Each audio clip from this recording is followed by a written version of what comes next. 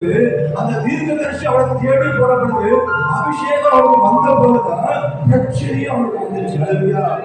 பிரச்சனை வந்துச்சுன்னா, நமக்கு ஒரு பிரச்சனை வருதுன்னா நமக்கு என்ன இருக்கட்டும், தேவன் நம்மளோடு இருக்கிறது. தேவன் இல்லாத பிரச்சனை இருக்காதுங்க.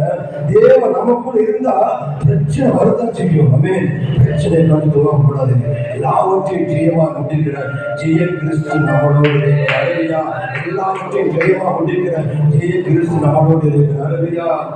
யோசேப்புக்கு அப்பா வீட்டுல இருந்ததுக்கு பிரச்சனை இல்லை, அவருக்கு தரிசனம் வந்துச்சு இல்லையா?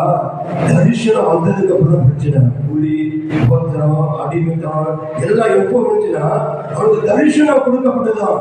தரிசனம் கொடுக்க முன்னால என்ன சில பிரச்சனை இல்லை. அதே போல நம்ம பிரச்சனையை கண்டு நம்மளோட பிரச்சனை இருக்குன்னா தேவன் நம்மளோடு இருக்கிறார் என்று உறுதிப்பட வேண்டும். அலையா பிரச்சனை இருக்க தேவன் மறந்துட்டாரே இல்ல, தேவன் நம்மளோடு இருக்கப்பட்ட பிரச்சனை இருக்கு. அலையா எவ்வளவு தேவன் இருக்கிறோமோ அவரோட பிரச்சனை வந்துகிட்டே தான் இருக்கும். உங்களோட தேவ பிள்ளைகள் நம்ம ஜெயத்துக்கு மேல ஜெயத்துக்கு தேவன் நம்ம உண்டாக்கிறார்.